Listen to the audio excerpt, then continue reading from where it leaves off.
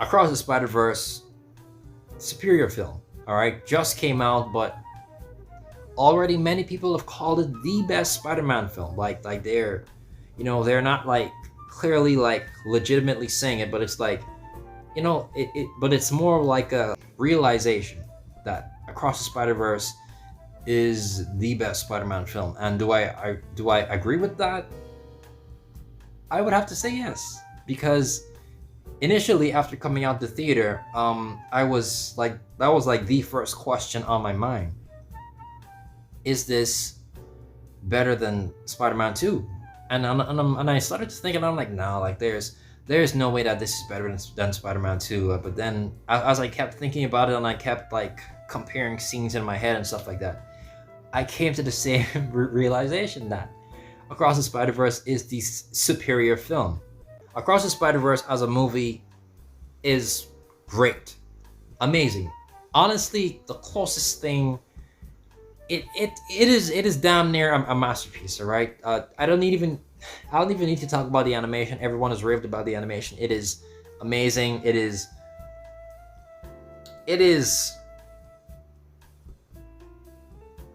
it's yes, it is amazing. All right, I'm trying to find a bigger word than that, but I can't think of it right now. But yeah, it is great. All right, everything about it is great. The voice acting, the special effects. Well, it's an animation show, of course. Special effects, great, whatever. But yeah, just everything about it is great. But the thing that makes this such a great, amazing movie is the composition of it. All right, there's a bunch of movies like this that do them really well. It's where everything by itself is good, but everything together is a masterpiece. Everything together is grand. It's amazing. Everything together is like everything. Looking at, I'm trying to find the right words. Looking at the big picture of what it is makes it better. All right, looking at the film from start to finish, all of the characters, how they introduced them, how they're voice acted, how they're animated, how their stories are explained and fleshed out and stuff like that and told to us, makes everything greater. Everything by itself is just good.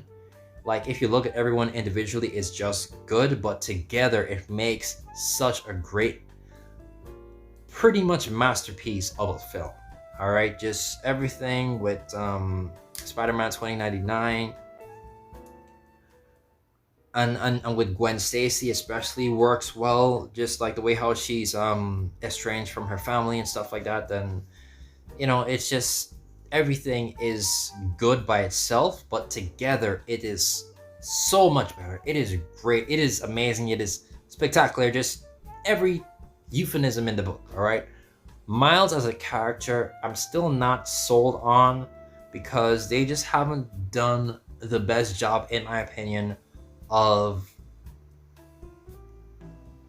making him stand for himself. Peter Parker has been developed for decades, at this point, ever since the 60s, he's been developed, right? Like year after year, different stories and stuff have been introduced and different aspects added to the character, to the point where now he is this great character that can stand on his own and lead a film. But Miles, in the first movie, it's about the Spider-Verse, and in this movie it's still about the Spider-Verse, and that's great. Especially in this film, it's great. I'm not complaining about that, but it just, I'm still not sold on Miles as this lead character. I'm still not sold on Miles as more than just a pretty good token character, because that is what he is.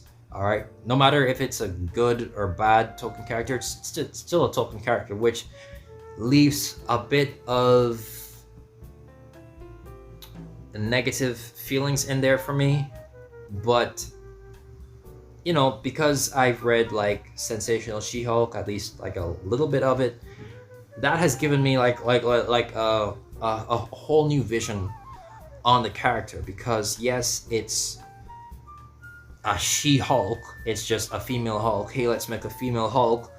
But they fleshed it out. They made it. She became her own thing. She can stand by herself. When you think about She-Hulk and Hulk, they are two different things. They can coexist if they have to, but they can also stand by themselves, and that's what makes her such a good token character. Miles, on the other hand, I just haven't seen that proven with him. I just haven't seen that he can stand by himself. But that's still, that's just like a small little inkling of a problem to me, and it just does not, and it doesn't break the film or anything like that for me. It's still a great film. It's still a masterpiece. It's still amazing. Still spectacular. It is a great film that you should definitely watch if you have not yet. I saw this in the theaters. Absolutely amazing film.